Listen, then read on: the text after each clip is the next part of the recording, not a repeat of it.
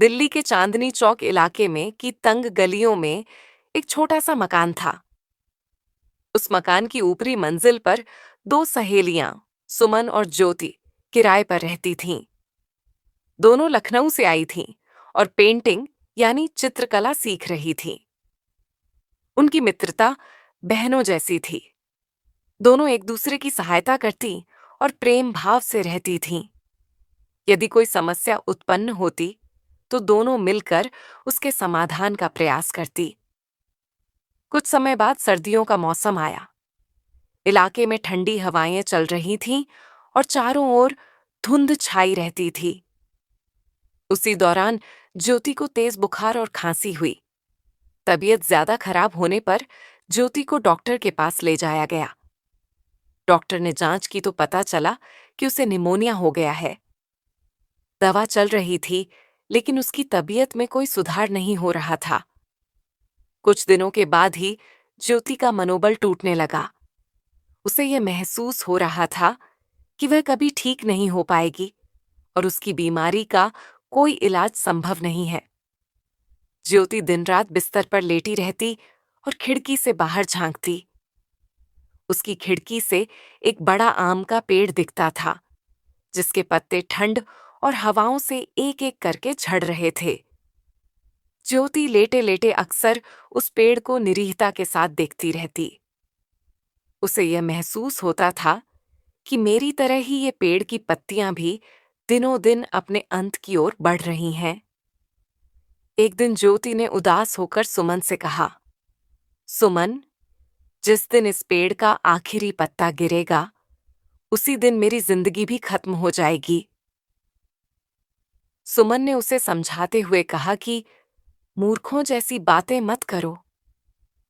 भला इस आम के पेड़ की पत्तियों और तुम्हारे जीवन का क्या संबंध हो सकता है? तुम्हारी तबीयत खराब होने का कारण निमोनिया है, जबकि पेड़ की पत्तियों के झड़ने का कारण ठंड और तेज हवाएं हैं।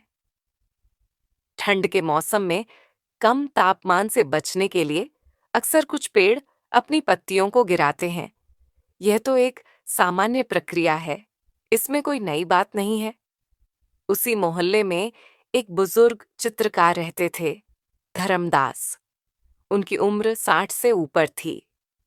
जीवन भर उन्होंने चित्रकारी की, परंतु उनकी पेंटिंग्स ज्यादा बिकी नहीं।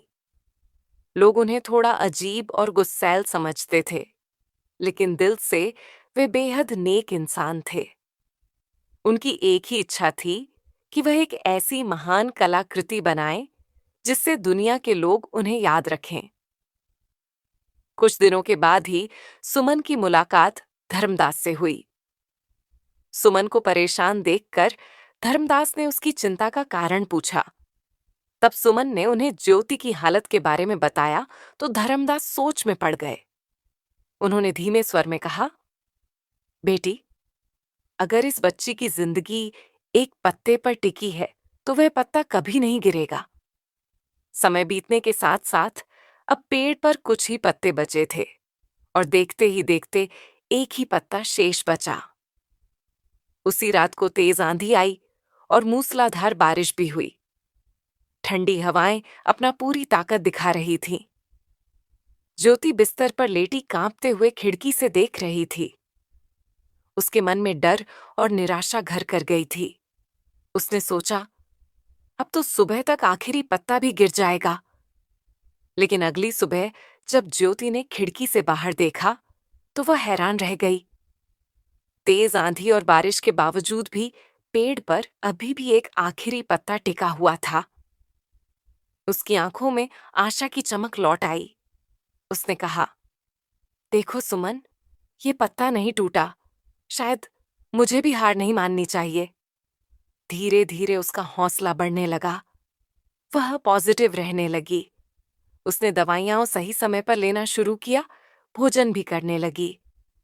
डॉक्टर ने भी कहा कि अब ज्योति की तबीयत सुधर रही है। लेकिन उसी समय खबर आई कि धर्मदास को उस रात की ठंड और बारिश से तेज निमोनिया हो गया था। उनकी हालत इतनी बिगड़ गई कि कुछ ही दिनों बाद उनका निधन हो गया। बाद में सुमन को पता चला कि पेड़ पर जो आखिरी पत्ता ज्योति को दिखा था वह असली नहीं बल्कि धर्मदास की बनाई हुई कलाकृति थी। आंधी वाली उसी रात धर्मदास अपने ब्रश, रंग और लालटेन लेकर बाहर निकले। उन्होंने पेड़ पर एक हरा पत्ता बना दिया। वह पत्ता इतना असली लग रहा था कि कोई भी पहचान नहीं सकता था। धर्मदास ने अपनी जान की परवाह न करके वह पत्ता बनाकर ज्योति के जीवन में आशा और हिम्मत लौटा दी थी। ये घटना हमेशा के लिए ज्योति और सुमन के दिल में बस गई। उन्होंने इस कहानी से 3 बातें सीखी। पहली बात, जीवन में आशा और हिम्मत सबसे बड़ी शक्ति है। दूसरी बात, सच्ची कला वही है जो किसी को जीने की प्रेरणा दे। तीसरी बात, दूसरों के लिए किया गया निस्वार्थ त्याग अमर हो जाता है। अगर आपको ये कहानी पसंद आई हो तो इस वीडियो को लाइक करें, अपने दोस्तों और फैमिली के साथ शेयर करें। अपने सुझाव को कमेंट में जरूर लिखें तथा इस चैनल को सब्सक्राइब जरूर करें। इस वीडियो को पूरा देखने के लिए आपका बहुत बहुत धन्यवाद। फिर मिलते हैं किसी ने वीडियो में। नमस्कार।